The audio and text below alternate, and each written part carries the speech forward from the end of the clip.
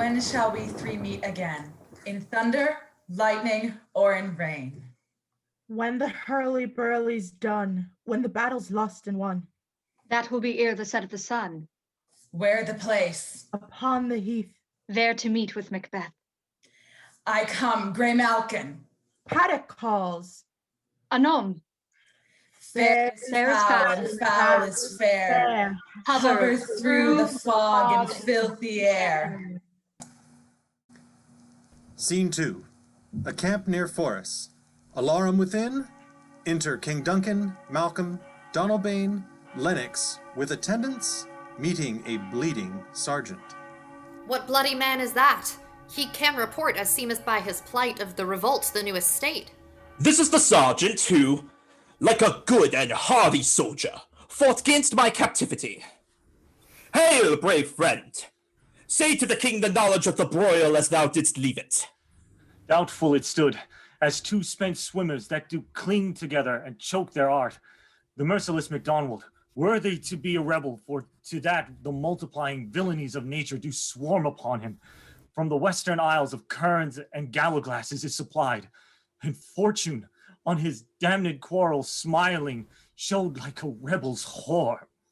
But all's too weak, for brave Macbeth, well he deserves that name, disdaining fortune with his brandished steel, which smoked with bloody execution like valor's minion, carved out his passage till he faced the slave, which ne'er shook hands nor bade farewell to him, till he unseamed him from the nave to the chops, and fixed his head upon our battlements.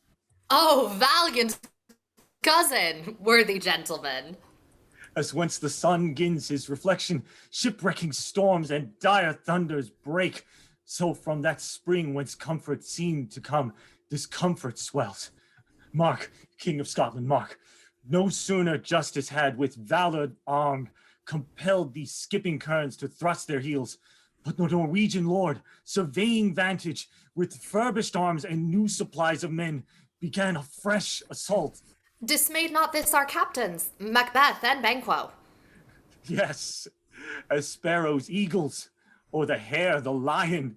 If I say sooth, I must report they were as cannons o'ercharged with double cracks, so they doubly redoubled strokes upon the foe, except they meant to bathe in reeking wounds, or memorize another Golgotha. I cannot tell, but I am faint. My gaseous cry for help. So well thy words become thee as thy wounds. They smack of honor both. Go, get him surgeons. Who comes here? The worthy thing of Ross. What a haste looks through his eyes. So should he look that seems to speak things strange. God save the king. Whence camest thou, worthy Thane? From Fife, great king, where an Norwegian banner slouched the sky and fan our people cold. Norway himself, with terrible numbers, assisted by that most disloyal traitor, the Thane of Cawdor, began a dismal conflict. Till that Bellona's bridegroom, locked in proof, confounded him with self-comparisons, point against point rebellious, arm against arm, curbing his lavish spirit, and to conclude, the victory fell on us. Great happiness! No more the Thane of Cawdor shall deceive our bosom interest. Go, pronounce his present death, and with his former title greet Macbeth. I'll see it done. What he hath lost, noble Macbeth hath won. Scene 3. A heath near Forres. Thunder. Enter the three witches. The weird sisters, hand in hand, posters of the sea and land. Must you go about, thrice to thine, and thrice to mine, and thrice again to make up nine. Piece the charms wound up. A drum, Macbeth doth come. So fair and foul a day I have not seen. How far is it called to Forres? What are these? So withered and so wild in their attire, that look not like the inhabitants of the earth, and yet are on it. Live you, or are you aught that man may question? You seem to understand me by each at once her choppy finger, laying upon her skinny lips. You should be woman, and yet your beards forbid me to interpret that you are so. Speak if you can, what are ye? All hail Macbeth, hail to thee, Thane of Glamis. All hail Macbeth, hail to thee, Thane of Cawdor. All hail Macbeth, thou shalt be king thereafter. Good sir, why do you start and seem to fear things that do sound so fair? In the name of truth, are you fantastical, or that indeed which outwardly you show? My noble partner, you greet with present grace and great prediction of noble, and having of royal hope that he shall seem wrapped withal. You speak to me not. If you can look into the seeds of time and say which grain will grow and which will not, speak then to me, who neither beg nor fear your favors nor your hate. Hail! Hail! Hail!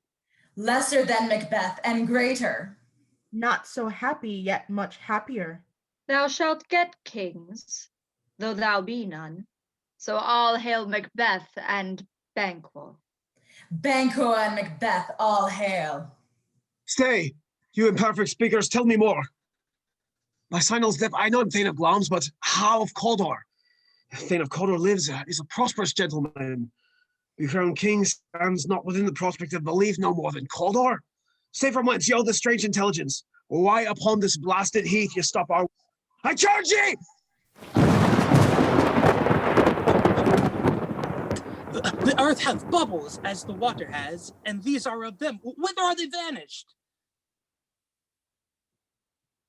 Into the air, and what seemed corporal melted as breath into the wind. Would they have stayed? With such things here that we do speak about, or have we eaten on the insane root that takes the reason prisoner? Your children shall be kings. You shall be king. Ah, and Thane of Cawdor too, were it not so. To the self-same tune and words. Who's here? The king hath happily received, Macbeth, the news of thy success, and when he reads thy personal venture in the rebels' fight, his wonders and praises do contend, which should be thine or his. Silence with that. In viewing over the rest of the self-same day, he finds thee in the stout Norwegian ranks. Nothing of fears of what thyself didst make, strange images of death. As thick as hail came post with post, and every one did bear thy praises in his kingdom's great defense, and poured them down before him. And for an earnest of a greater honor, he bade me from him call thee Thane of Cawdor, in which addition, hail, most worthy Thane, for it is thine. What? Can the devil speak true? The Thane of Cawdor lives. Why'd you dress me in borrowed robes? Who was the Thane lives yet, but under heavy judgment bears that life, which he deserves to lose. Whether he was combined with those of Norway, or did line the rebel with hidden help and vantage, or that with both he labored in his country wreck, I know not. But treason's capital, confessed and proved, have overthrown him. Glamis and Thane of Cawdor, the greatest is behind. Thanks for your pains. You not hope your children shall be kings? Who gave them the Thane of Cawdor to me, promise no less to them? That trusted home might yet enkindle you unto the crown, besides the Thane of Cawdor. But 'tis strange. And oftentimes to win us our harm, the instruments of darkness tell us truths, win us with honest trifles, to betray us in deepest consequence. Cousin, a word, I pray you. True, sir. Told, as happy prologues to the swelling act of imperial theme. The supernatural soliciting cannot be ill, cannot be good if ill. Why have they given me earnest of success, commencing in a truth? I am Thane of Cawdor. If good, why do I yield to that suggestion whose horrid image doth unfix my hair, and make my seated heart knock at my ribs against the use of nature? Present fears are less horrible imaginings. My thought whose murder is yet lies, and nothing is but was not. Look how our partner's wrapped. Me, without my stir. New honors come upon him, like our strange garments, cleave not to the mold, but with the aid of use. Come what come may, time and hour runs through the roughest day. Worthy Macbeth, we stay upon your leisure. Give me your favor. My dull brain was wrought with things forgotten. Kind gentlemen, your pains are registered where every day I turn the leaf to read them. Let us toward the king. Think upon what hath chanced, and at one more time, the interim having weighed it, let us speak our free hearts to each other. Very gladly. Till then, enough. Come, friends. Scene 4. Forest. The Palace. Flourish. Enter Duncan, Malcom, Donalbain, Lennox, and attendants. Is execution done on Cawdor?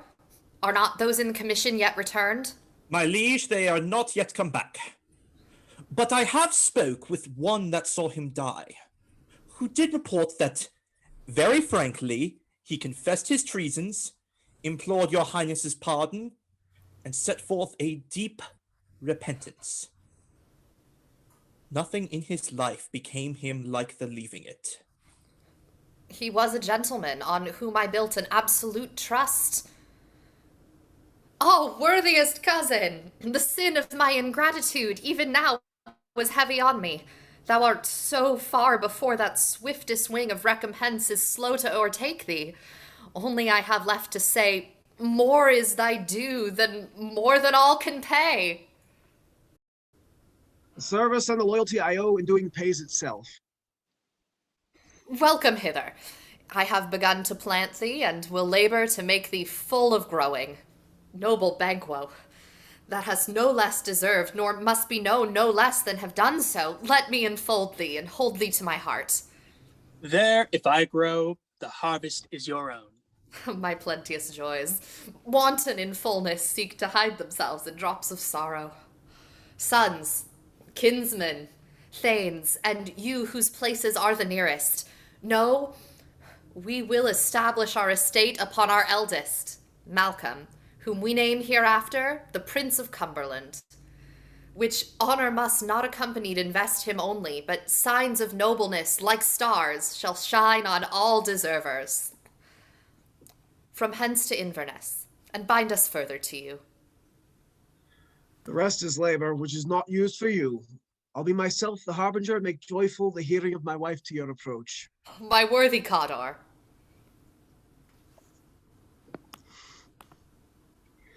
Prince of Cumberland. That is a step from which I must fall down, or else I overleap. For in my way it lies. Stars, hide your fires. Let not light see my black and deep desires. Scene 5. Inverness. Macbeth's castle. Enter Lady Macbeth alone with a letter. They met me in the day of success, and I have learned by the perfect report they have more in them than mortal knowledge. When I burned in desire to question them further, they made themselves air into which they vanished. Whilst I stood wrapped in the wonder of it, came missives from the king, who all hailed me Thane of Cawdor, by which title before these weird sisters saluted me, and referred me to the coming on of time with Hail King that shalt be. This I have thought good to deliver thee, my dearest partner of greatness, that thou mightst not lose the dues of rejoicing by being ignorant of what greatness is promised thee. Lay it to thy heart, and farewell. Ah, Glamis thou art, and Cawdor, and shalt be what thou art promised. Yet I do fear thy nature. It is too full of the milk of human kindness to catch the nearest way. Thou wouldst be great, art not without ambition, but without the illness should attend it. What would thou wouldst highly, thou holily, wouldst not play false, and yet wouldst wrong win.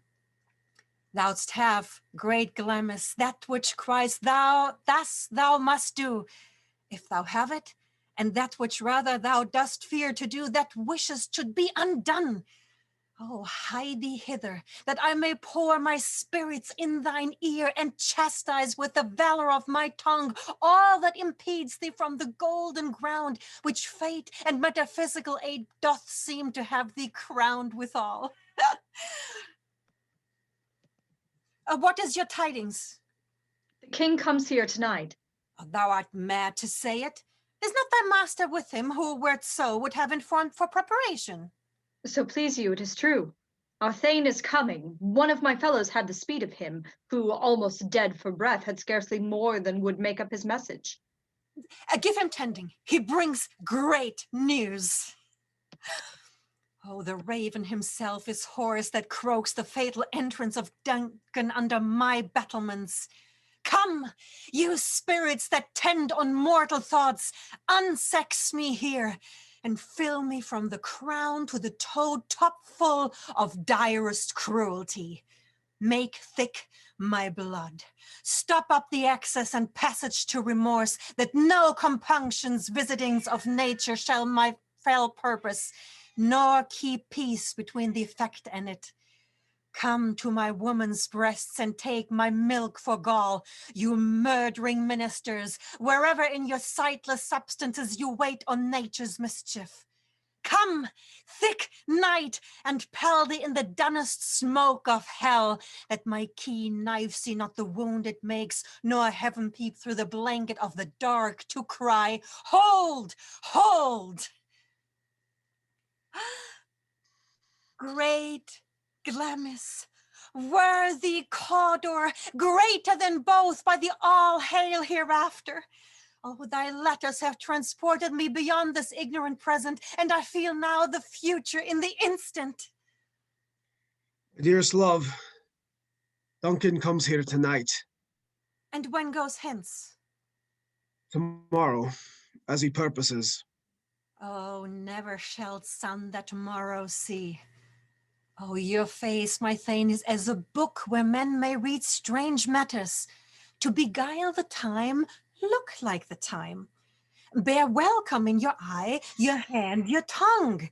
Look like the innocent flower, but be the serpent under't. He that's coming must be provided for, and you shall put this night's great business into my dispatch, which shall to all our nights and days to come give solely sovereign sway and masterdom. We will speak further. Only look up clear. To alter favor ever is to fear. Leave all the rest to me. Scene 6. Before Macbeth's castle. Hautboys and torches. Enter Duncan, Malcom, Donalbain, Banquo, Lennox, Macduff, Ross, and attendants. This castle has a pleasant seat. The air nimbly and sweetly recommends itself unto our gentle senses. See how our honored hostess, the love that follows us sometime is our trouble, which still we thank as love. Herein I teach you how you shall bid God yield us for your pains, and thank us for your trouble. All our service in every point twice done, and then done double, were poor and single business to contend against those honors deep and broad wherewith your majesty loads our house. For those of old, and the late dignities heaped upon to them, we rest your hermits. Where's the Thane of Cawdor? We coursed him at the heel, and had a purpose to be his purveyor. But he rides well, and his great love, sharp as his spur, hath helped him to his home before us. Fair and noble hostess, we are your guests tonight. Your servants ever have theirs, themselves and what is theirs, in compt, to make their audit at your highness's pleasure, still to return your own. Oh, give me your hand. Conduct me to mine host. We love him highly, and shall continue our graces toward him.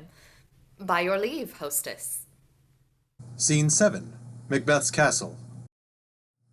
You were done, when 'tis done, then 'twere well, 'twere done quickly. If the assassination could tremble up the consequence and catch with his Circe's success, that but this blow might be the be-all and end-all here, but here, upon this banking show of time, life to come. But in these cases, we still have judgment here. And we but teach bloody instructions which being taught return the plague to the inventor. This even-handed justice commends the ingredients of our poison chalice to our own lips. He's here in double trust. First, as I am his kingsman and his subject, strong both against the deed, and then as his host, who should against his murderer shut the door. I'll bear the knife myself. Besides, this Duncan hath borne his faculties so meek, hath been so clear in his great office, that his virtues would plead like angels' trumpet tongue against the deep damnation of his taking off.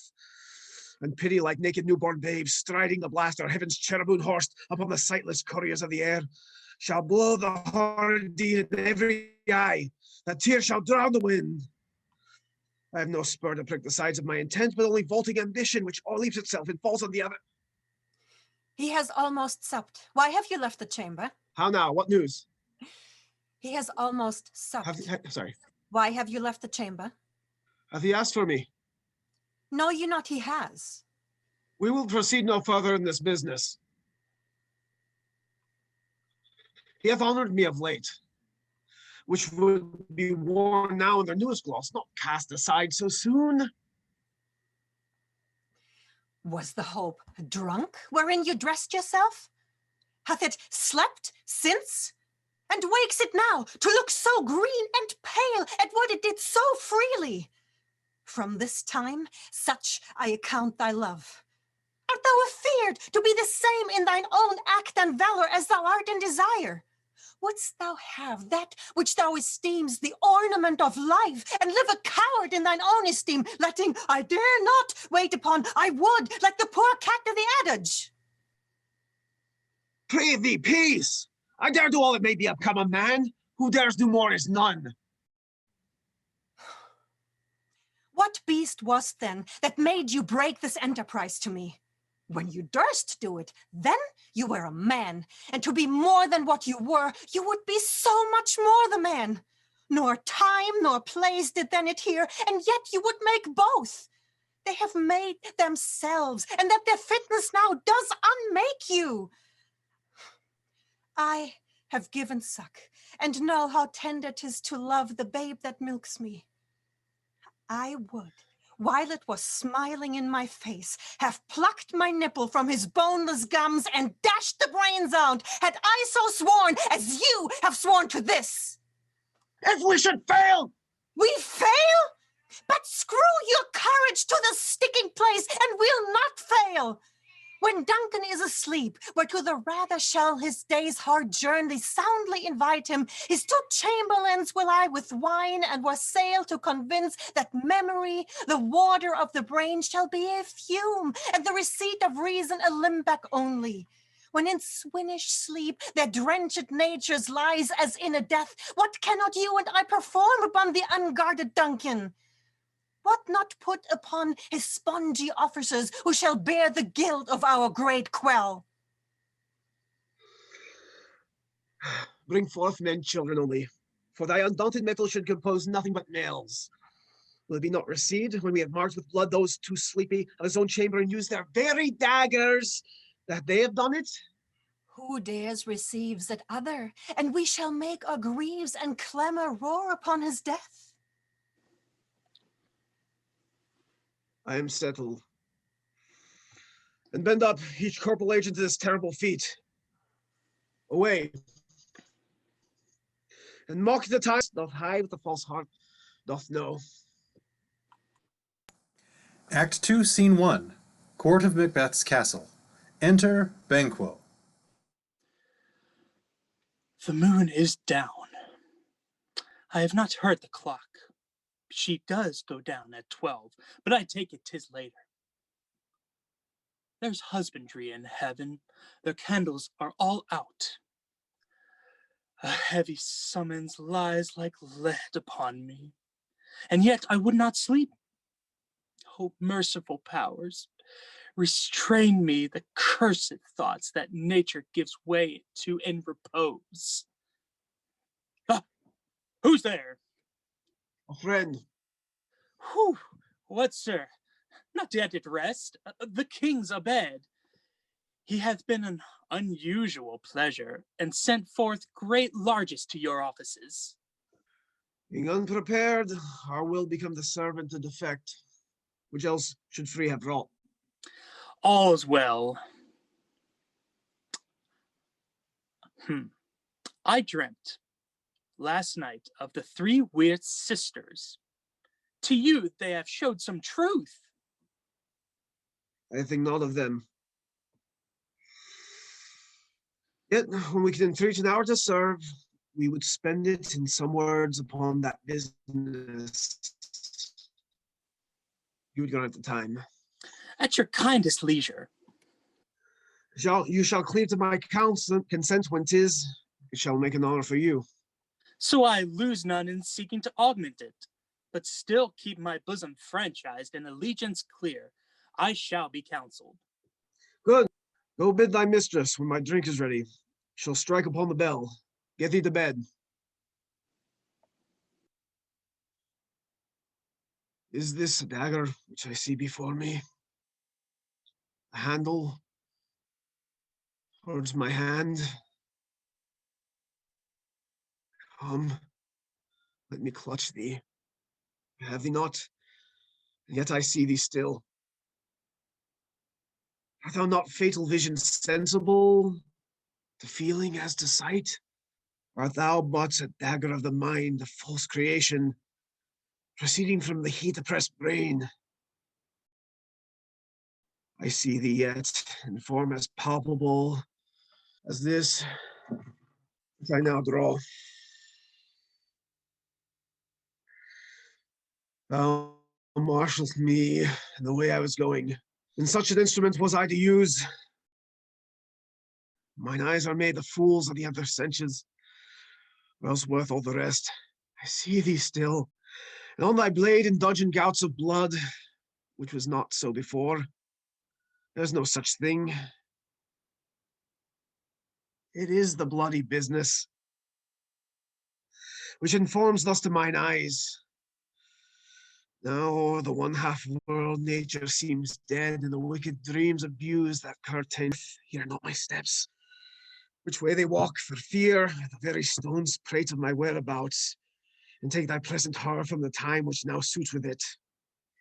Whilst I threat he lives, word to the heat of deeds too cold breath gives. I go, and it is done. The bell invites me. Hear it, Duncan, not, for it is a knell that summons thee to heaven or to hell. Scene 2, the same. Enter Lady Macbeth. That which hath made them drunk hath made me bold. What hath quenched them hath given me fire. Hark, peace. It was the owl that shrieked, the fatal bellman which gives the sternest good night. He is about it. The doors are open, and the surfeited grooms do mock their charge with snores. I have drugged their possets, that death and nature do contend about them, whether they live or die. Who's there? What ho? Like I am afraid they have awaked, and 'tis not done. The attempt and not the deed confounds us. Hark, I laid their daggers ready. He could not miss him. My husband? I have done the deed. Didst thou not hear a noise? I heard the owl scream and the crickets cry. Did not you speak? When? Now. As I descended? Aye. Hark, who lies in the second chamber? Donalbain. This is a sorry sight. A foolish thought to say a sorry sight. There's one did laugh in one sleep. One cried murder. They did wake each other. I stood and I heard them. But they did say their prayers and address them again to sleep. One cried, God bless us, and amen the other. As they had seen me with these hangman's hands, listening to fear, I could not say amen when they did say God bless us. Consider it not so deeply. But wherefore could I not pronounce amen? I had most need of blessing and amen stuck in my throat. These deeds must not be thought after these ways, so it will make us mad. Methought I heard a voice cry, sleep no more. Macbeth doth murder sleep. Innocent sleep. Sleep that knits us of the raveled sleeve of care, the death of each day's life. Sore labour's bath, balm of hurt mind's great nature's second course. Chief nourisher of life's feast. What do you mean? Still it cried, sleep no more. To all the house, Glamis hath murdered sleep. And therefore Connor shall sleep no more, Macbeth shall sleep no more. Who was it that thus cried? Why, worthy Thane, you do unbend your noble strength to think so brain-sickly of things. Go get some water and wash this filthy witness from your hand. Why did you bring these daggers from the place? They must lie there. Go, carry them and smear the sleepy grooms with blood. I'll go no more. I'm afraid to think of what I've done. I'll look again, I dare not. Infirm of purpose. Oh, give me the daggers. The sleeping and the dead are but as pictures. 'Tis the eye of childhood that fears a painted devil. Whence is that knocking? How is it with me when every noise appalls me? My hands are here. They pluck out mine eyes. With all great Neptune's ocean washes blood clean from my hand. My hands are of your color, but I shame to wear a heart so white. I hear a knocking at the south entry. Retire we to our chamber. A little water clears us of this deed. How easy it is then. Your constancy hath left you unattended. Oh, hark, more knocking. Get on your nightgown, lest occasion call us, and show us to be watchers. Be not lost so poorly in your thoughts. Know myself. Wake Duncan with thy knocking. I would thou couldst. Scene 3, the same. Knocking within. Enter Porter.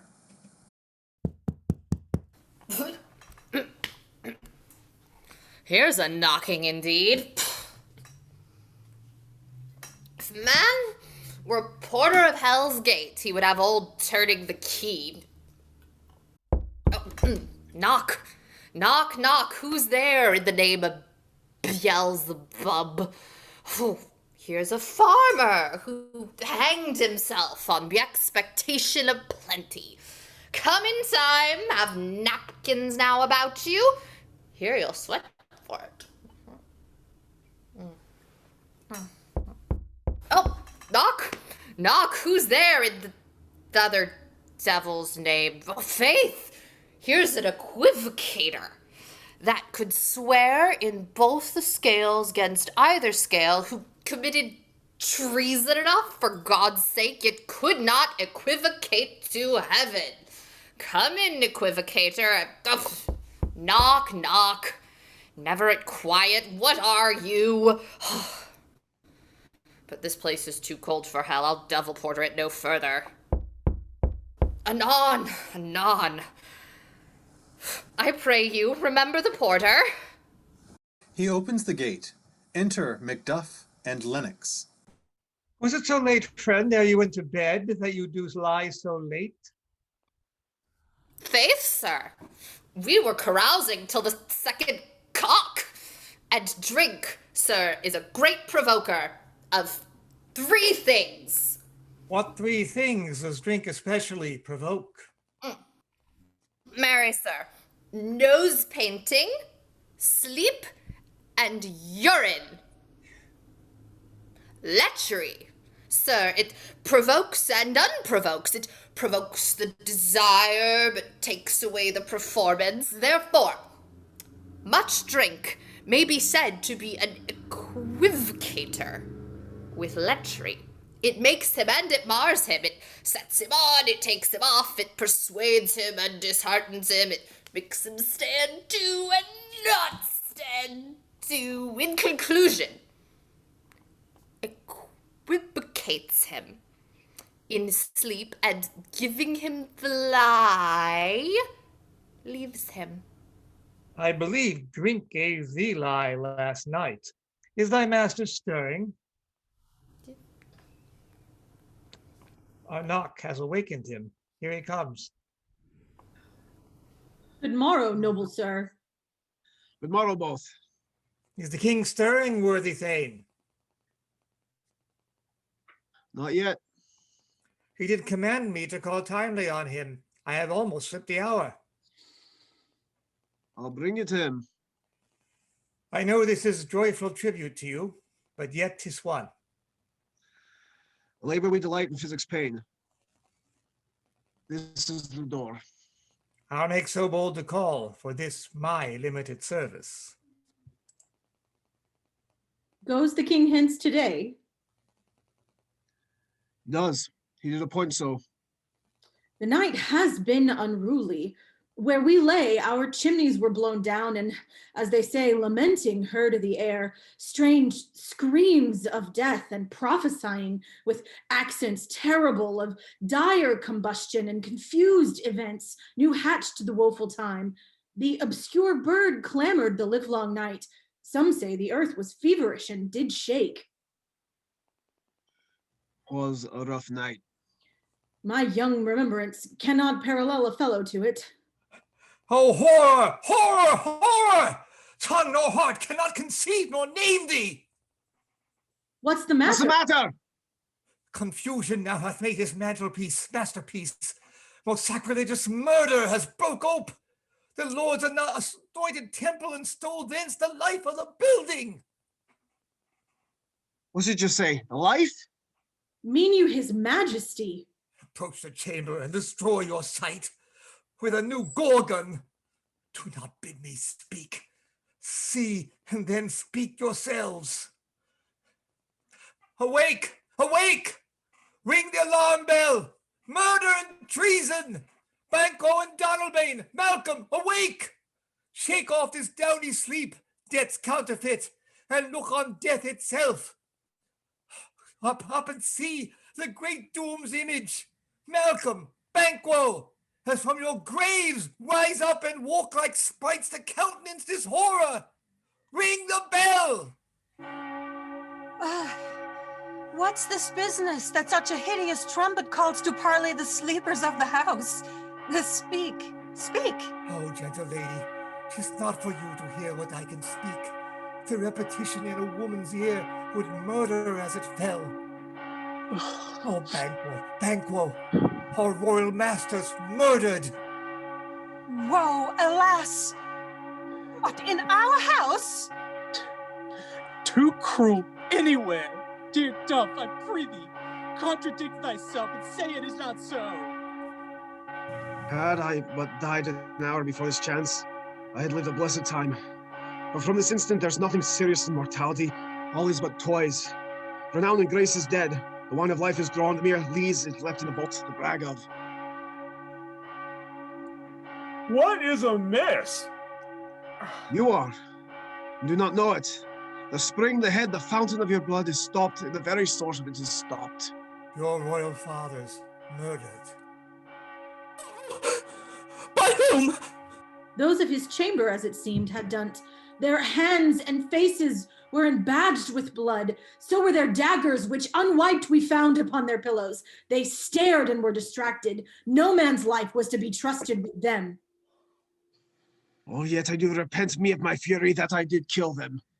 Wherefore did you so? Who can be wise, amazed, temperate, and furious, loyal and neutral in a moment? No man. The expedition my violent love outrun his poser. Reason, here lay Duncan, his silver skin laced with golden blood, and his gash stabs looked like a breach in nature. For ruin's wasteful entrance, there the murderers, steeped in the colors of their trade, their daggers, unmannerly breached with gore, who could refrain that had the heart to love, and that heart courage to make loves known. Oh, help me hence, oh! Look to the lady. Why do we hold our tongues? That most may claim this argument for ours. What should be spoken here, where our fate hid in an auger hole may rush and seize us? Let's away, our tears are not yet brewed. Nor our strong sorrow upon the foot of motion. Look to the lady.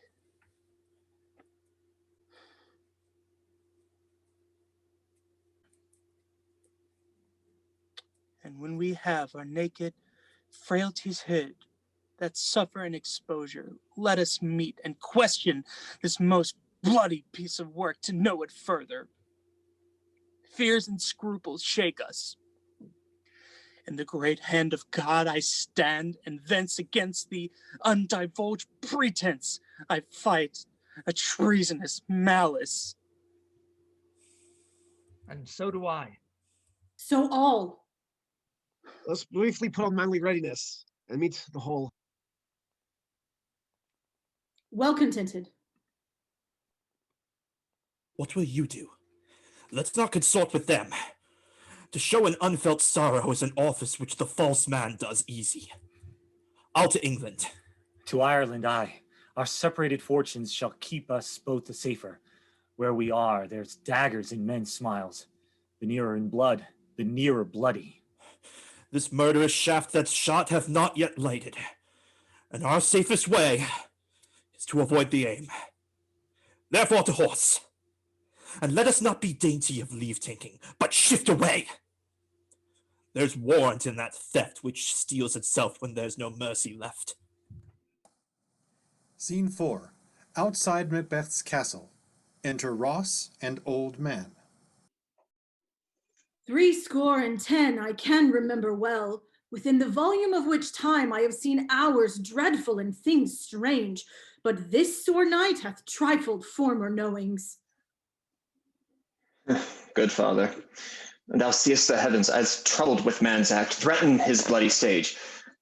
By the clock 'tis day, and yet dark night strangles the traveling lamp. Is night's predominance or the day's shame that darkness does the face of earth entomb, when living light should kiss it? 'Tis unnatural, even like the deed that's done. On Tuesday last, a falcon, towering in her pride of place, was by a mousing owl hawked and killed. And Duncan's horses, a thing most strange and certain, beauteous and swift, the minions of their race turned wild in nature, broke their stalls, flung out, contending against obedience, and as they would make war with mankind. 'Tis said they eat each other. They did so, to the amazement of mine eyes that looked upon it. Here comes the good Macduff. How goes the world, sir, now? Why, see you not? Is't known who did this more than bloody deed? Those that Macbeth is slain.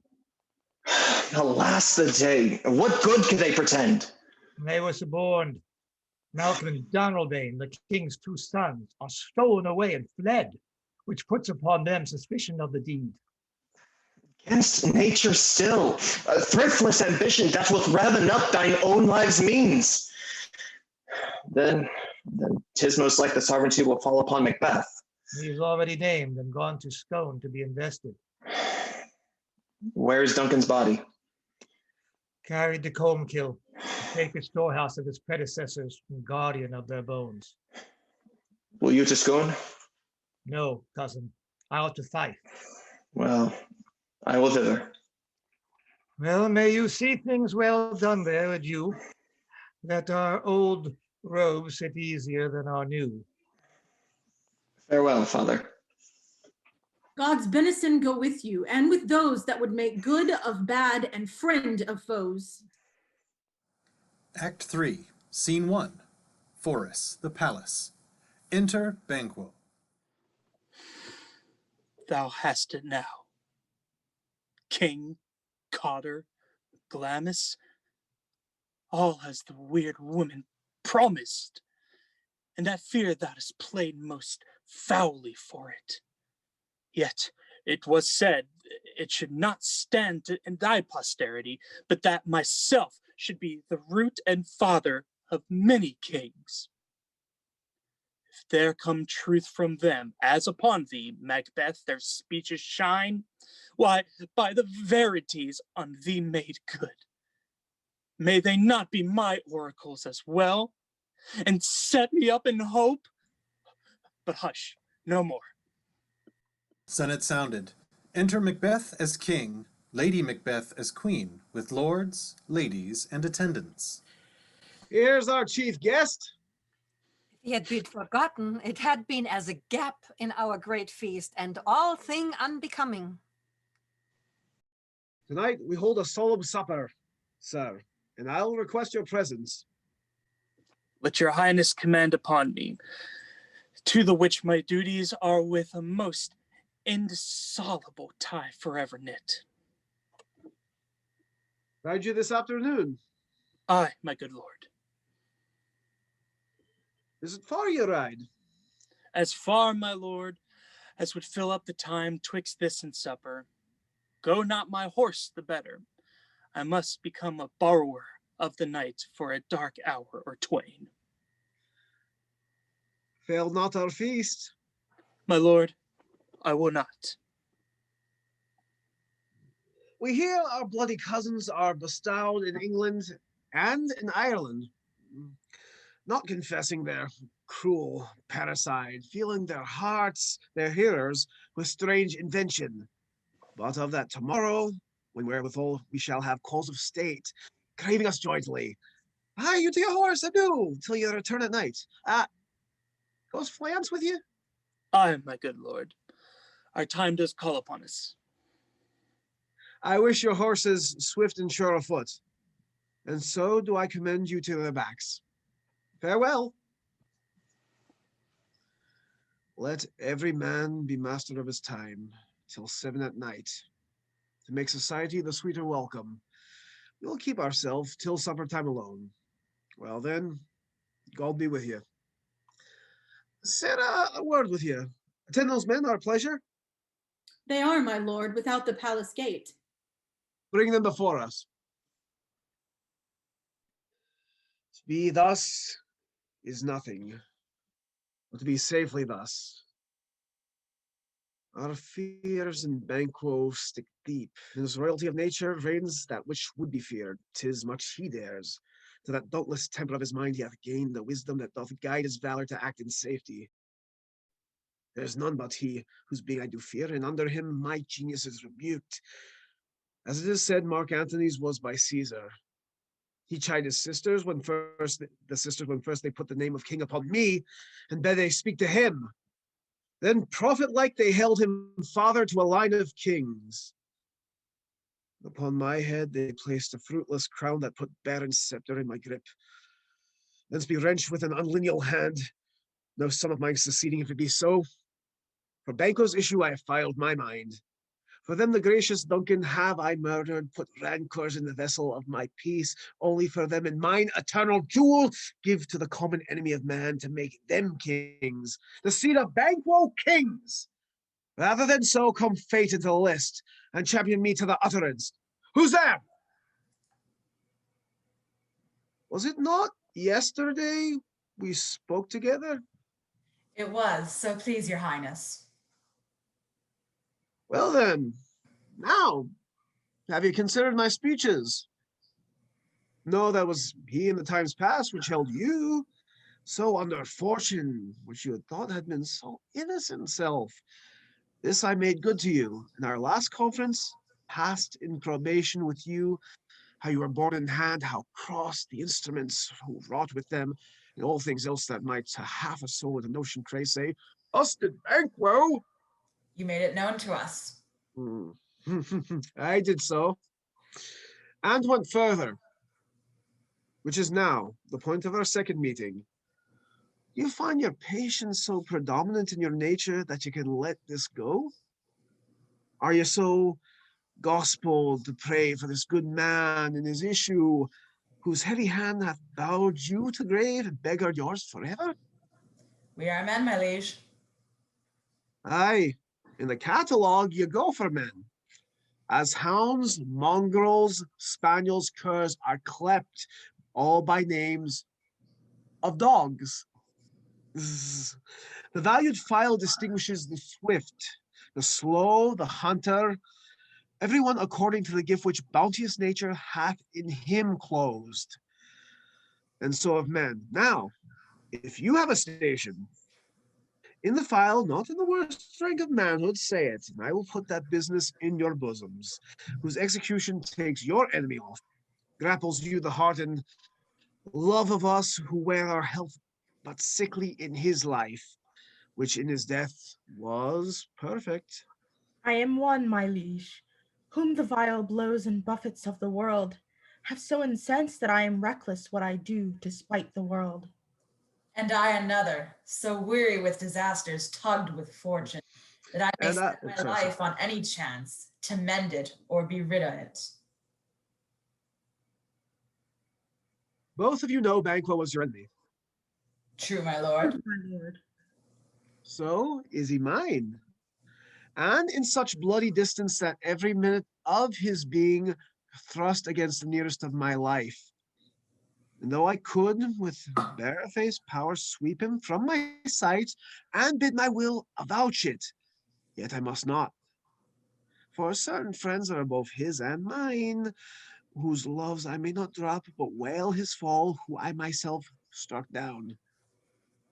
And thence it is that I to your assistance do make love, masking the business from the common eye, for sundry weighty reasons. We shall, my lord, perform what you command us.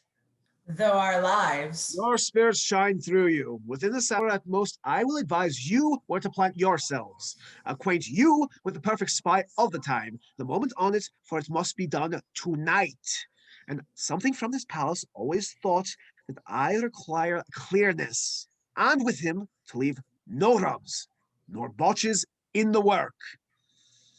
Phillips, his son that keeps him company, whose absence is no less material to me than his father's, must embrace the fate of that dark hour.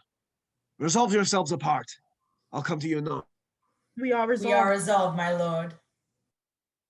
I'll call upon you straight. Abide within. It is concluded. Banquo, thy soul's flight, if it find heaven, must find it tonight. Scene 2, the palace. Enter Lady Macbeth, waiting. Naught's had, all's spent, where our desire is got without content. Oh, 'tis safer to be that which we destroy than by destruction dwell in doubtful joy. Oh, how now, my lord? Why do you keep alone? Of sorriest fancies your companions making, using those thoughts which should indeed have died with them they think on. Things without all remedy should be without regard. What's done is done. We have scratched the snake, not killed it. She'll close and she'll be herself for a while, whilst our poor Malice remains in danger of a former tooth. Let the frame of things disjoint. Both worlds suffer, and we'll eat our meal in fear and in sleep, in the affliction of these terrible dreams that shake us nightly. Better be with the dead whom we to gain our peace have sent to peace, than the torture of the mind to lie in restless ecstasy. Duncan is in his grave. Yeah. Duncan. After life's fitful fever, he sleeps well. Treason has done his worst. No steel nor poison, malice domestic, for levy, nothing can touch him further. Come on, gentle, my lord, sleek o'er your rugged looks. Be bright and jovial among your guests tonight. So shall I, love. And so, I pray, be you. Let your remembrance apply to Banquo.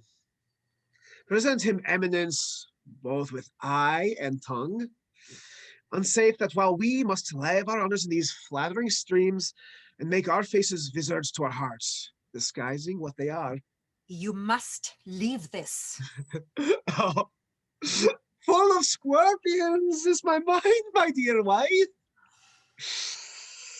Thou knowest that Banquo and his fiancée lives. But in them nature's copies not etern. Ah, there's comfort yet. They are assailable. Then be thou just learned.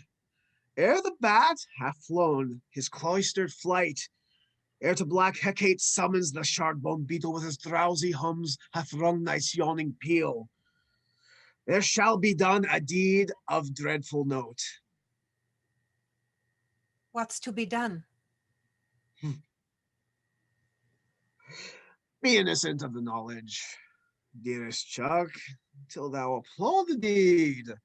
Come, sealing night, scarf up the tender eye of pitiful day with thy bloody and invisible hand, cancel and tear to pieces that great bond which keeps me pale. Light thickens and the crow makes wing to the rocky wood. Good things of day begin to droop and drowse, and while night's black agents to their praise do rouse, thou marvelst my words, but hold thee still. Things bad begin to make themselves strong by ill.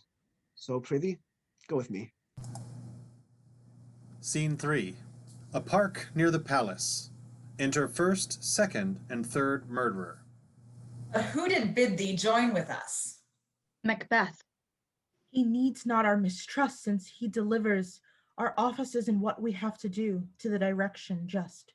Then stand with us.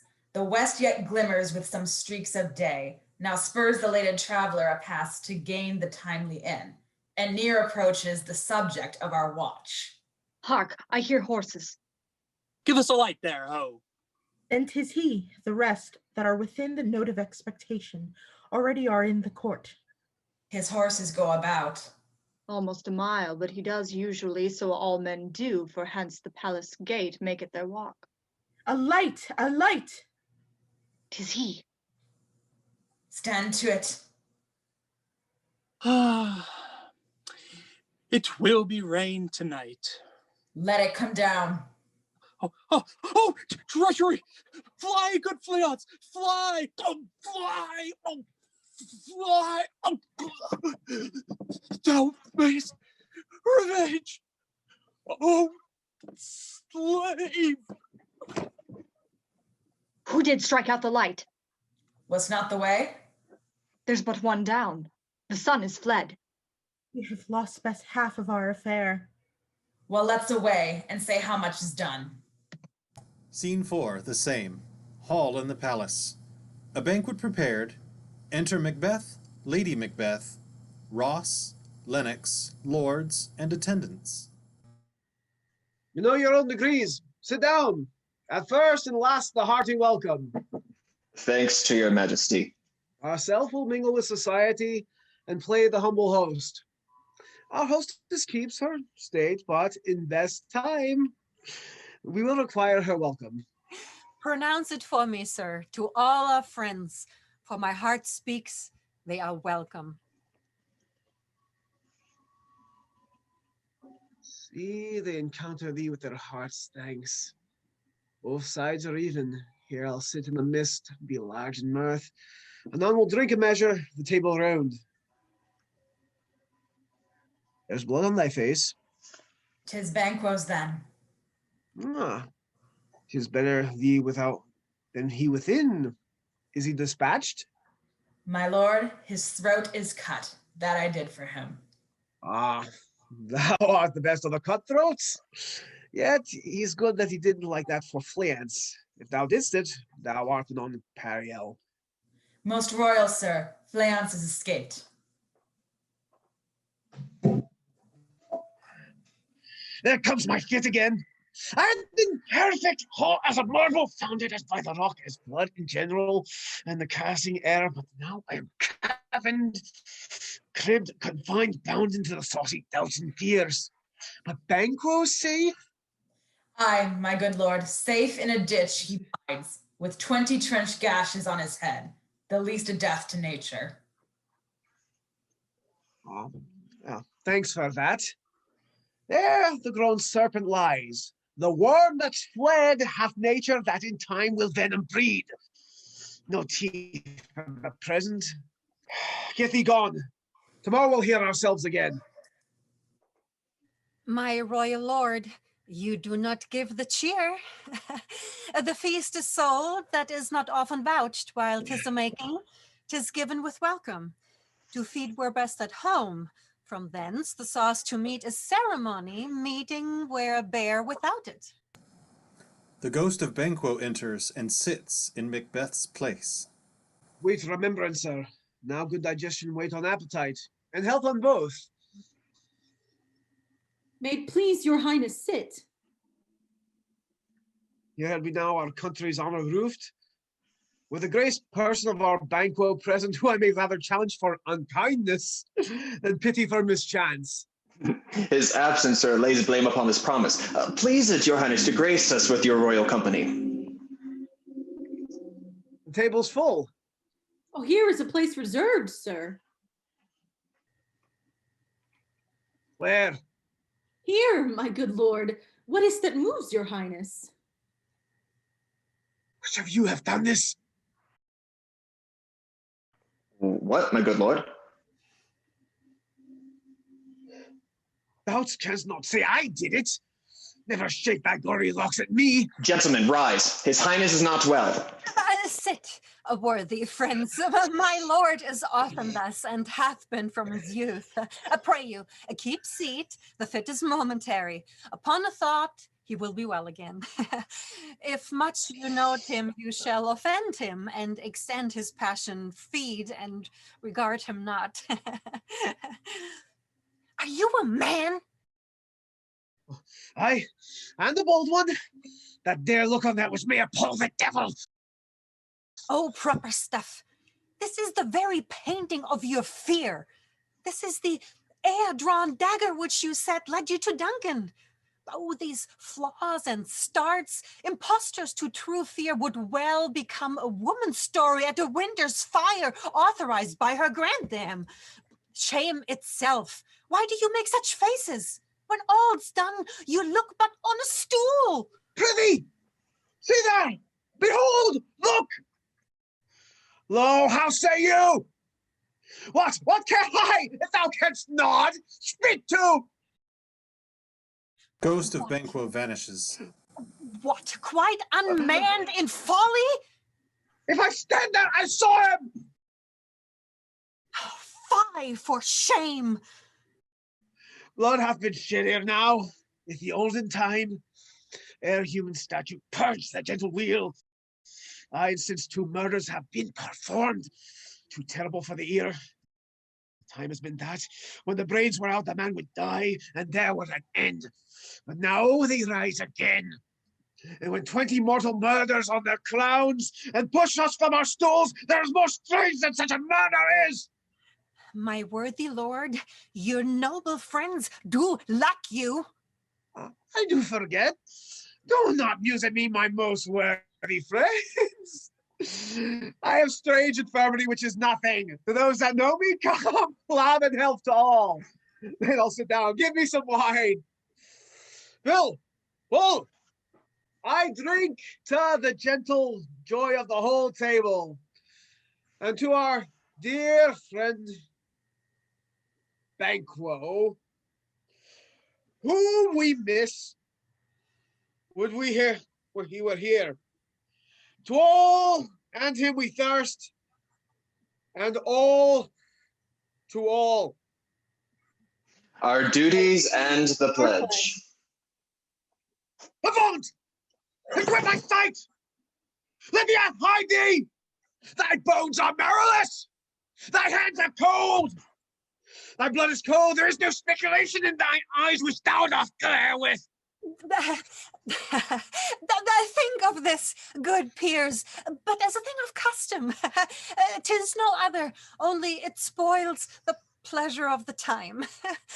What a man dare, I dare. Approach thou like the rugged Russian bear.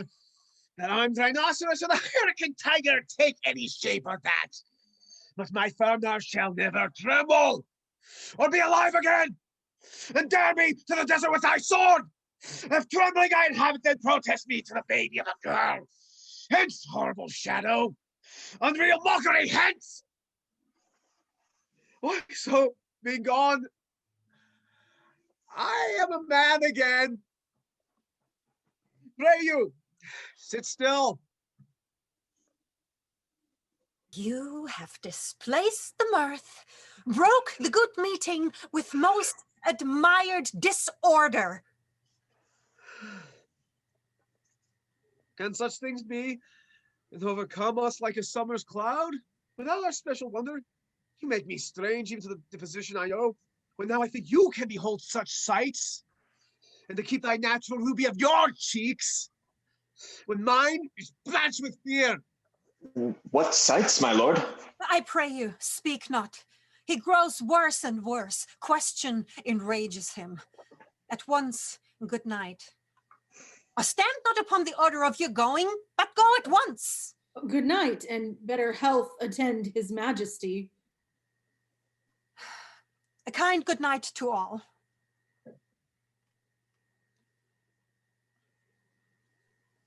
It will have blood, they say. Blood will have blood. Stones have been known to move and trees to speak. Augurs and understood relations have. But maggot pies and choles and rooks brought forth by secrets, man, of blood.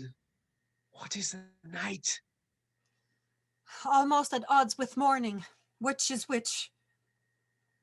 How sayest thou that Macduff denies his person at our great bidding? Did you send to him, sir? I hear it by way, but I will send. There's not a one of them but in his house. I keep a servant feed. I will tomorrow.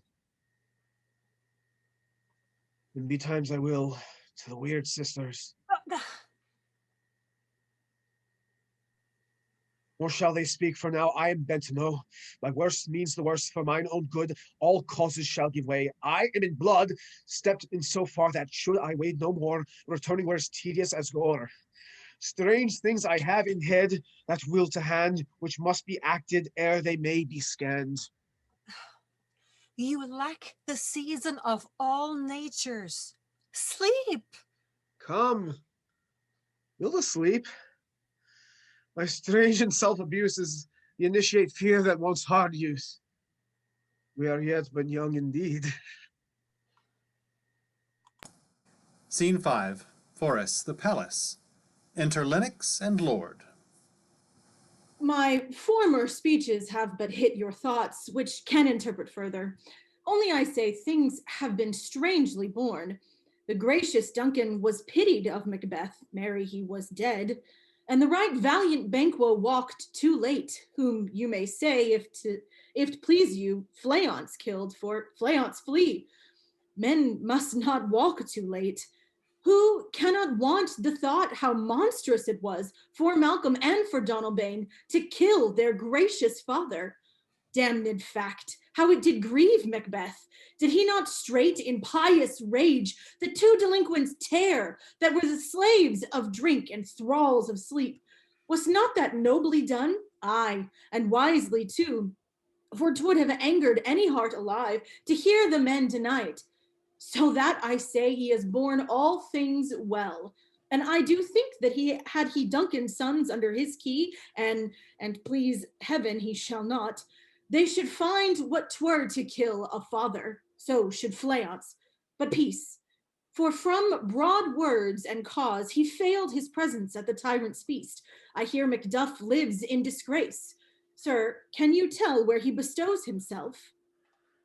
The sons of Duncan, for whom this tyrant holds the due of birth, lives in the English court, and is received of the most pious Edward with such grace that the malevolence of fortune nothing takes from his high respect. Thither Macduff is gone to pray the holy king upon his aid, to wake Northumberland and warlike Siward, that, by the help of these, with him above to ratify the work, we may again give to our tables meat, sleep to our nights, free from our feasts and banquets bloody knives, do faithful homage and receive free honours, all which we pine for now. And this report hath so exasperate the king that he prepares for some attempt of war. Sent he to Macduff?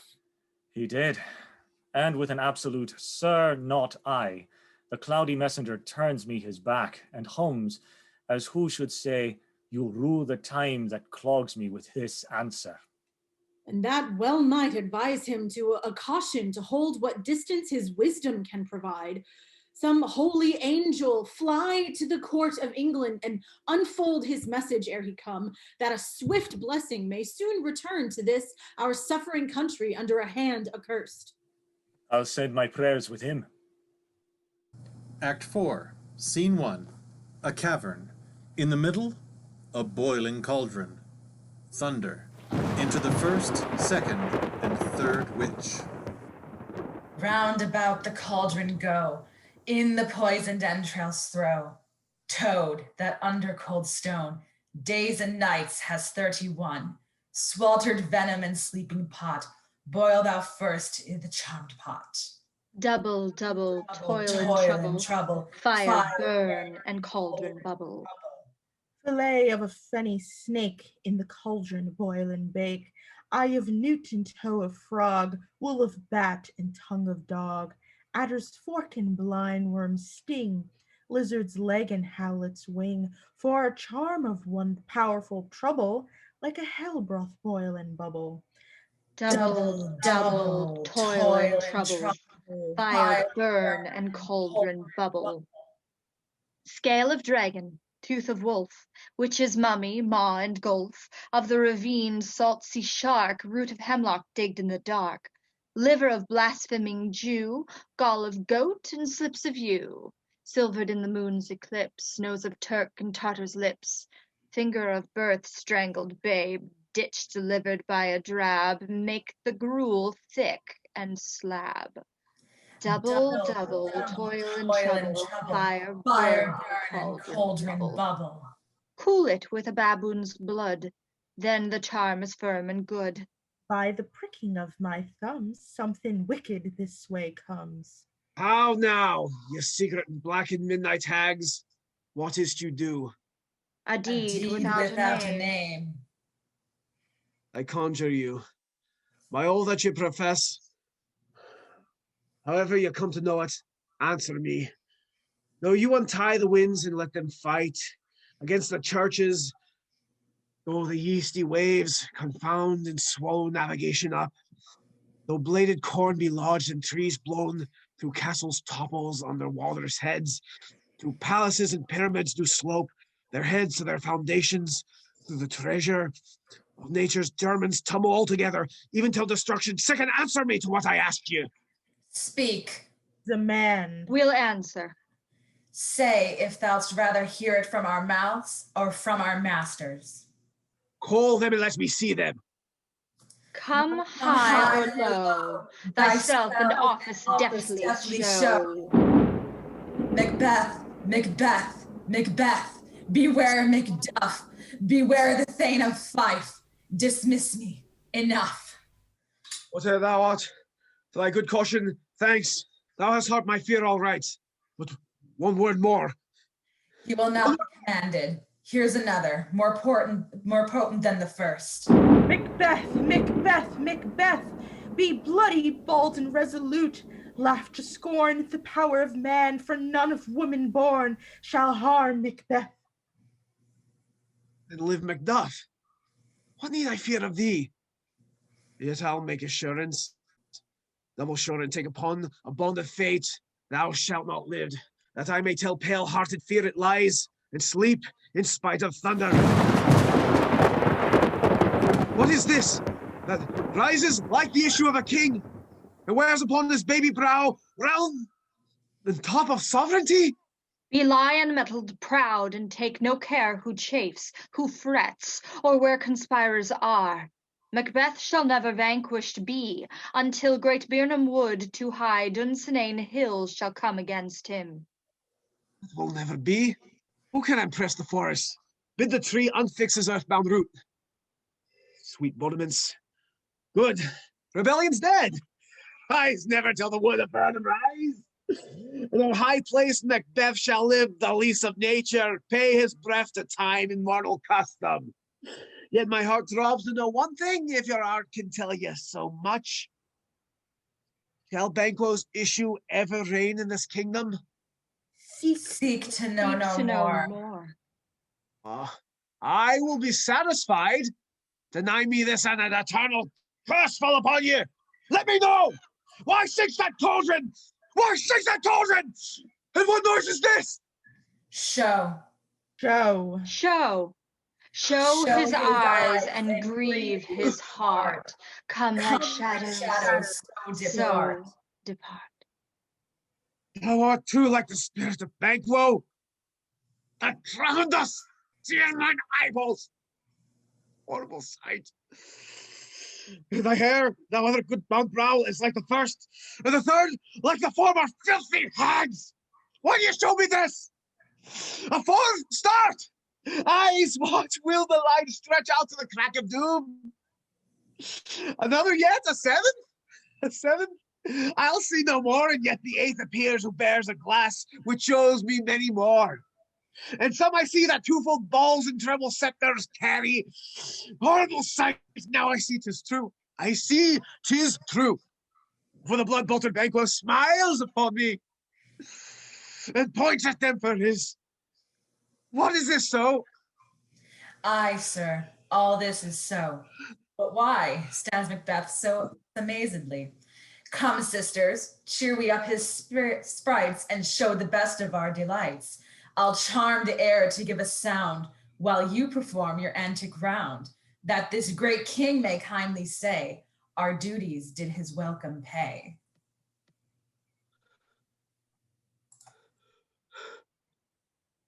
Where are they? Gone? Let this pernicious hour stand accursed in the calendar. Come in, without there! What's your grace's will? Saw you the weird sisters? No, my lord. Came they not by you? No, indeed, my lord. Infected be the air whereon they ride, and damned all those that trust him. I did hear the galloping of a horse. Who was that came by? 'Tis 2 or 3, my lord, that bring you word Macduff is fled to England. Fled to England? Aye, my good lord. Time. Thou anticipatest my dread exploits. Thy flightly purpose ne'ers o'ertook, unless the deed go with it. From this moment, the very firstlings of my heart shall be the firstlings of my hand, and even now, to crown my thoughts with acts, be it thought in the castle of Macduff, I will surprise. Seize upon the fife, give to the edge of the sword his wife, his babes, and all that precede him in his line, or that trace him in his line. No boasting like a fool, this deed I'll do before the purpose cool. No more sights, where are these gentlemen? Come, bring me to where they are. Scene 2. England. Before the king's palace. Enter Malcom and Macduff. Let us seek out some desolate shade, and there weep our sad bosoms empty. Let us rather hold fast the mortal sword, and like good men bestride our downfall birth them. Each no more, new widows howl, new orphans cry, new sorrows strike heaven on the face, that it resounds as if it felt with Scotland and yelled out like syllable of dolor. This tyrant whose sole name blisters our tongues was once thought honest. You have loved him well. He hath not touched you yet. I am young, but something you may deserve of him through me. And wisdom to offer up a weak, poor, innocent lamb to appease an angry god. I am not treacherous. But Macbeth is. A good and virtuous nature may recoil in an imperial charge. I have lost my hopes. Perchance even there, where I did find my doubts.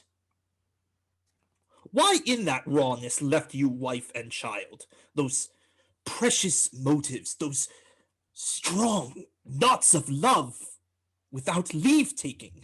Bleed, bleed, poor country. Great tyranny, lay thou base ashore. For goodness dare not check thee. Where thou thy wrongs, thy title is afeared. Fare thee well, my lord. I would not be the villain that thou thinkest. For the whole space that's in the tyrant's grasp, and the rich east to boot. Be not offended. I speak not as in absolute fear of you. I think our country sinks beneath the yoke. It weeps, it bleeds, and each new day a gash is added to her wounds. I think withal there would be hands uplifted in my right, and here from gracious England have I offer of goodly thousands. But for all this, when I shall tread upon the tyrant's head or wear it on my sword, yet my poor country shall have more vices than it had before, more suffer, and more sundry ways than ever by him that shall succeed. What should he be? It is myself, I mean, in whom I know all the particulars of vice so grafted that, when they shall be opened, black Macbeth will seem as pure as snow.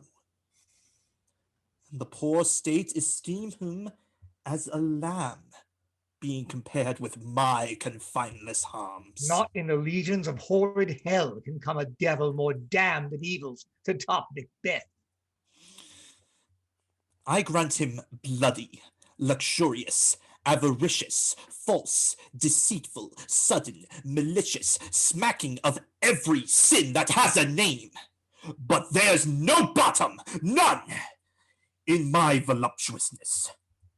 Your wives, your daughters, your matrons, and your maids could not fill up the cistern of my lust. And my desire, all continent impediments, would o'erbear that did oppose my will.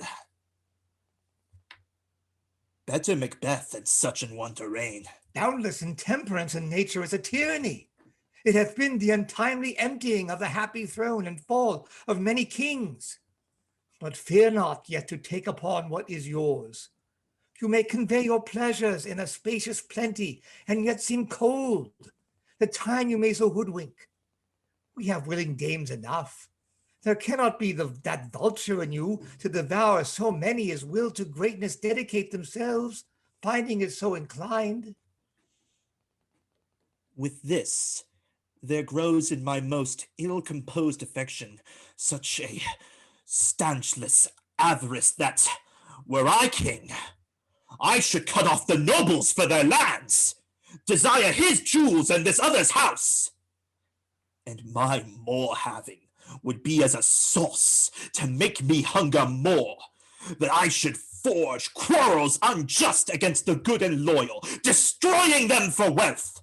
This avarice sticks deeper, grows with more pernicious root than summer seeming lust, and has been the sword of our slain kings.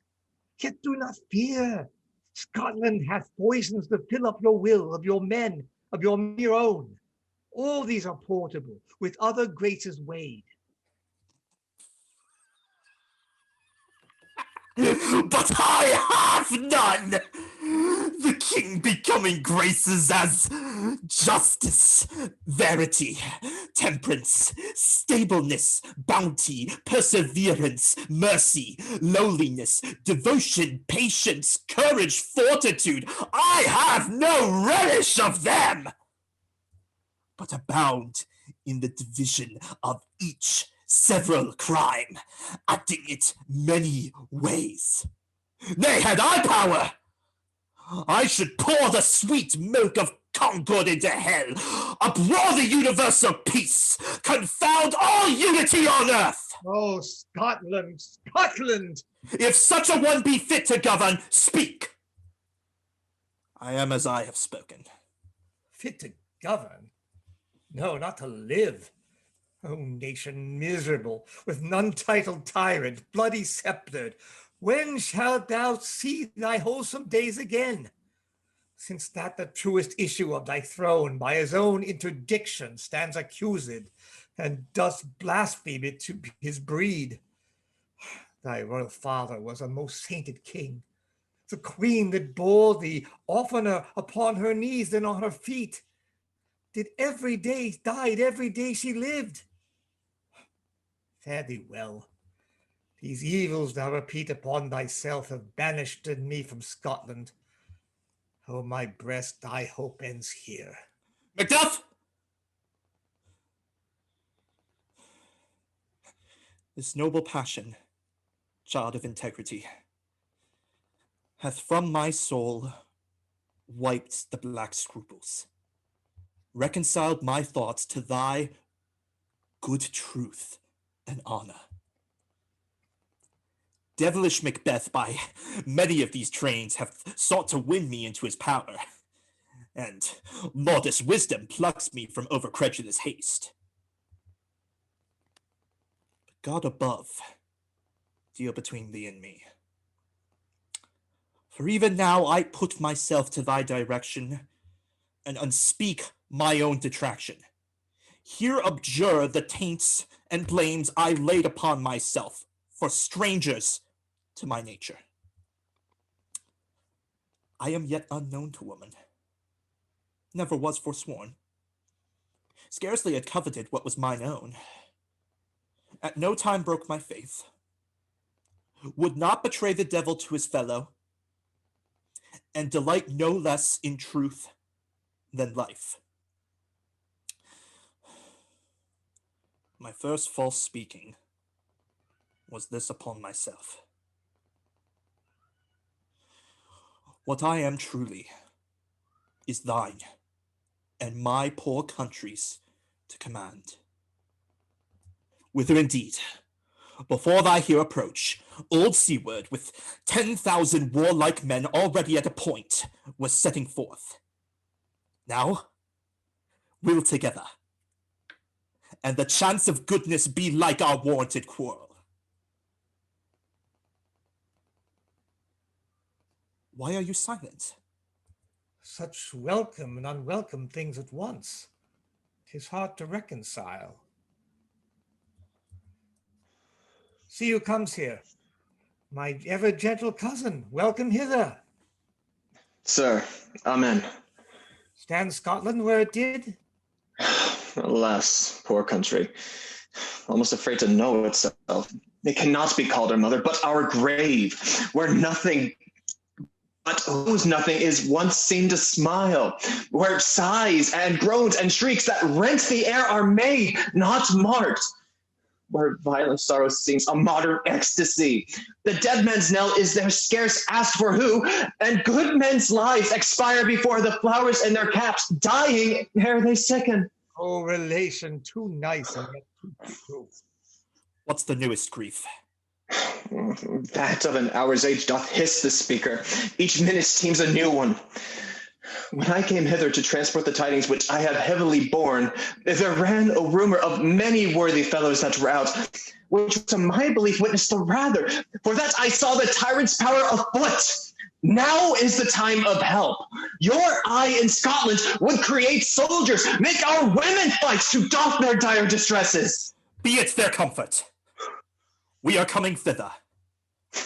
Gracious England hath lent us good Siward and 10,000 men. An older and a better soldier none than Christendom gives out.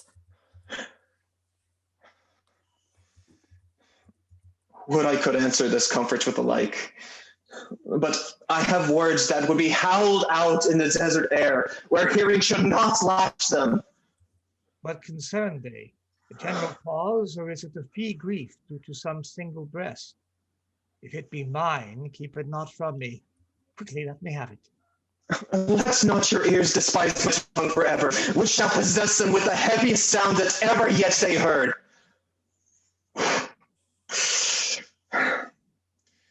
Your castle is surprised. Your wife and babes savagely slaughtered. Merciful heaven! My children too? Wife, children, servants, all that could found. And I must be from thence? My wife killed too? I have said. Be comforted. Let's make us medicines of our great revenge to cure this deadly grief. He has no children. All my pretty ones. Did you say all? Oh, Hellkate, all? What, all my pretty chickens and their dam in one fell swoop? Dispute it like a man. I shall do so, but I must also feel it as a man. I cannot but remember such things were that were most precious to me.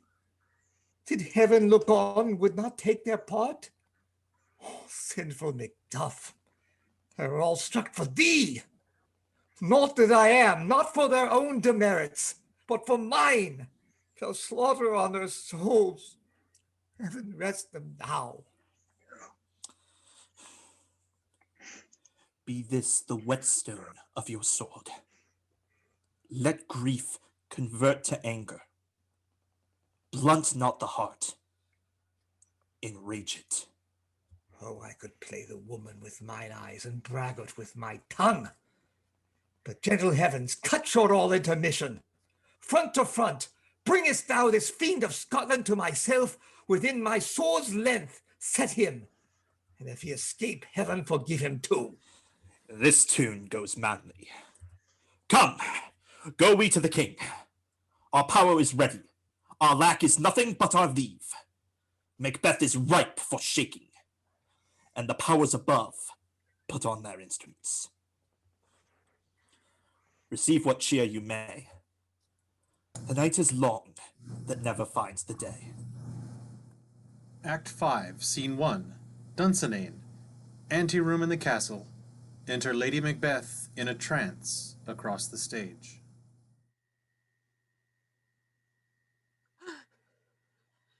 He is yet a spot. Out, damn spot! Out, I say! 1, 2. Why then, 'tis time to do it. Oh, hell is murky. Fie, my lord, fie, a soldier and afeard! What need we fear who knows it, when none can call up power to recount? Yet, who would have thought the old man to have had so much blood in him? The Thane of Fife had a wife. Where is she now? Oh, what? Will these hands never be clean? Oh, no more of that, my lord. No more of that.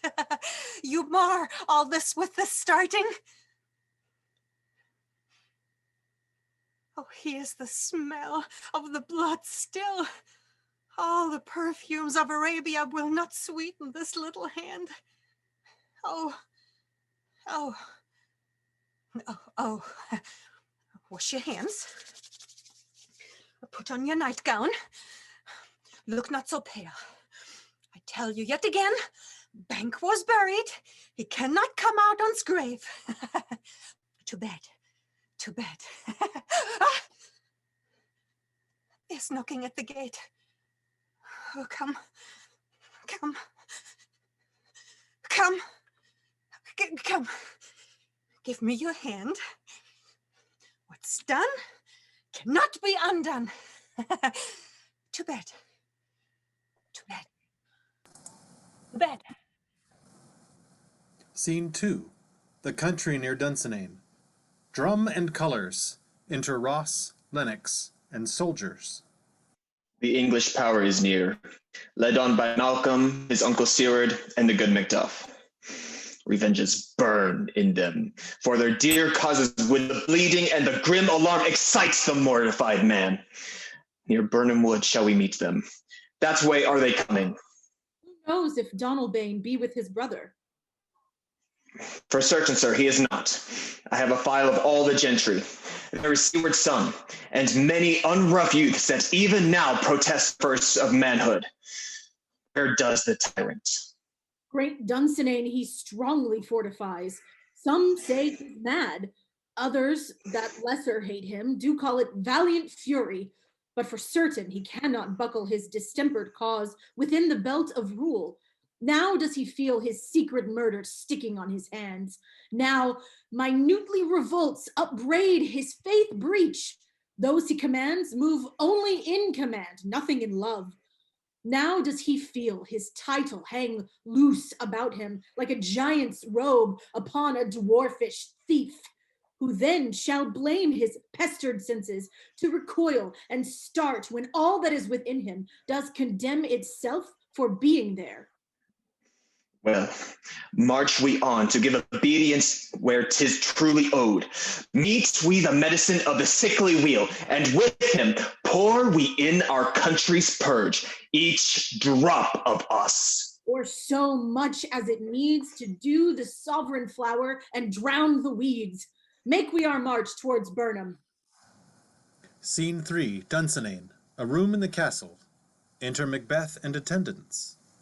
Bring me no more reports. Let them fly all till Burnham Wood remove to Dunsinane. I cannot taint with fear. What's the boy Malcom? Was he not born of woman? The spirits that know all mortal consequences have pronounced me thus. Fear not Macbeth.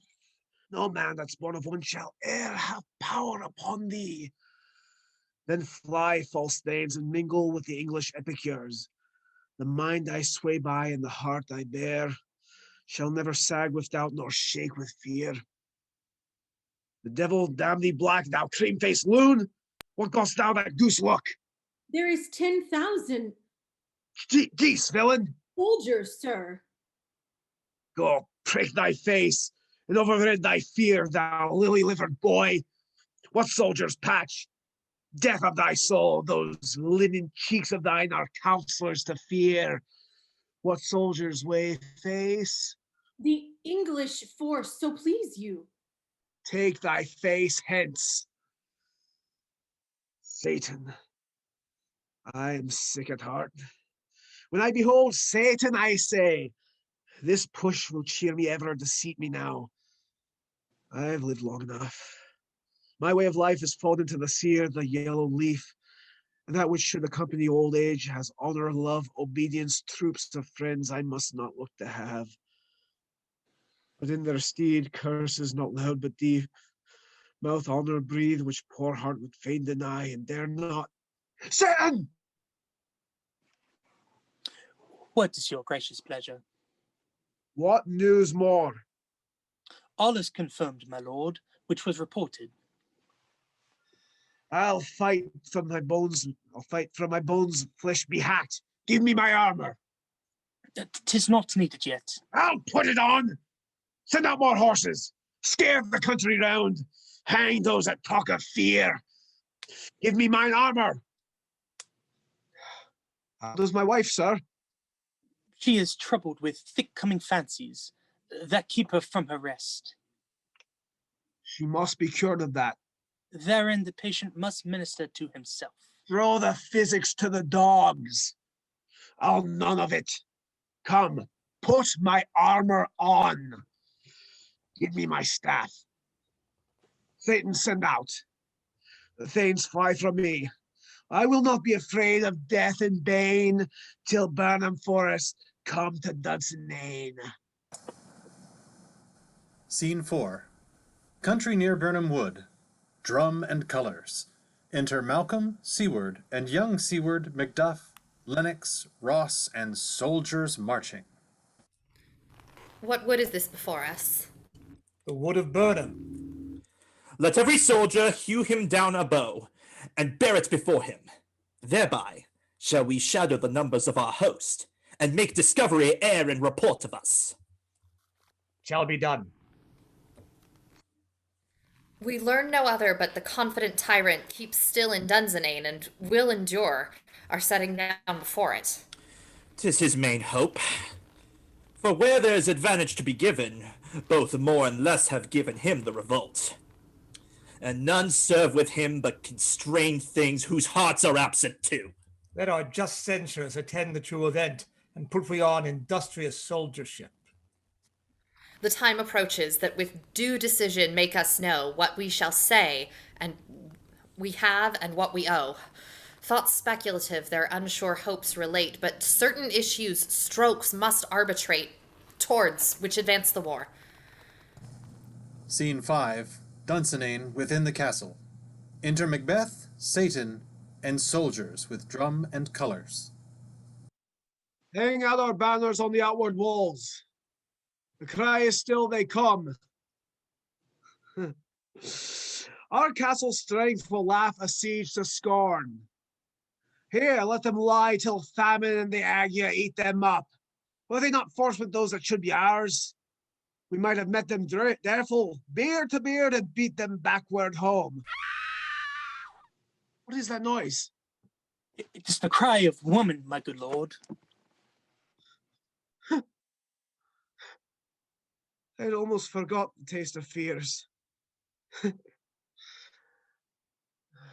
My time has been, my senses would have cooled to hear a night shriek in the fell of my hair, would at this dismal treatise rouse and stir as life were in it. I've so full with horrors. Direness, familiar to my slaughterous thoughts. I cannot once start me. Wherefore was that cry? The queen, my lord, is dead.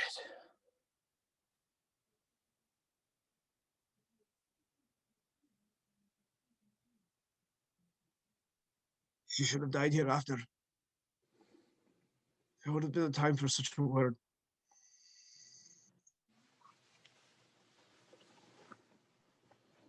Tomorrow, and tomorrow, tomorrow, creeps in its petty pace from day to day. The last syllable of recorded time, and all our yesterdays are lighted fools. The way to dusty death. Out. Out, brief candle.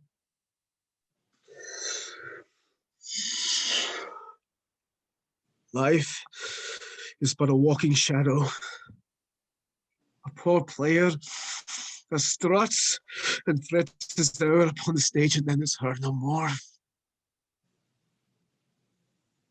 It is a tale told by an idiot,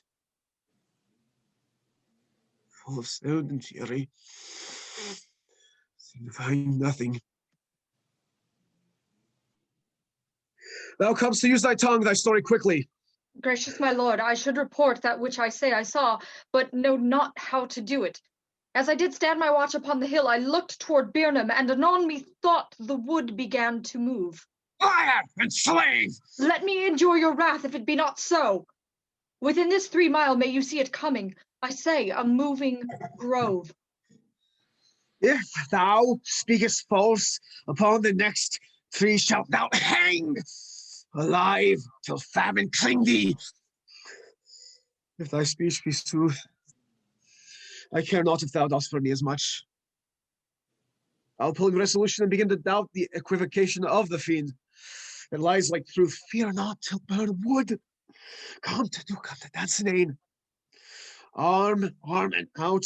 This is what he avouched does appear. There is no flying hence nor tarrying here. Again, to be weary of the sun, and to wish the estate of the world were now undone. Ring the alarm bell! Blow, wind, come, rack! At least we die with harness on our back. Scene 6, Dunsinane, before the castle. Drum and colours. Enter Malcom, Siward, Macduff, and their army. Now near enough! Your leafy screens throw down, and show like those you are! You, worthy uncle, shall, with my cousin, your right noble son, lead our first battle. Worthy Macduff and we shall take upon us what else remains to do, according to our order. Fare you well. Do we but find the tyrant's power tonight? Let us be beaten, if we cannot fight. Make all our trumpets speak. Give them all breath, those clamorous harbingers of blood and death. Scene 7, another part of the field. Alarums. Enter Macbeth. They have tied me to a stake. I cannot fly. But, bear like, I must fight the course. What's he that was not born of woman? Such a one am I to fear of thee or none? What is thy name? Thou'll be afraid to hear it. My name's Macbeth. The devil himself could not pronounce a title more hateful to mine ear. No. No more fearful. Thou liest, abhorred tyrant. With my sword, I'll prove the lie thou speaks. They fight, and young Siward is slain. Thou wast born of woman? But swords I smile at, weapons laugh to scorn. Brandished by man, that's of woman born. That's the way noise is, tyrant. Show thy face. If thou beest slain, and with no stroke of mine, my wife's and children's ghosts will haunt me still. I cannot strike at wretched kerns whose arms are hired to bear their staves. Either thou, Macbeth, or else my sword with an unbattered edge I sheathe again undeeded. There thou shouldst be. By this great clatter, one of greatest note seems bruited. Let me find him, fortune, and more I beg not. This way, my lord. The castle's gently rendered.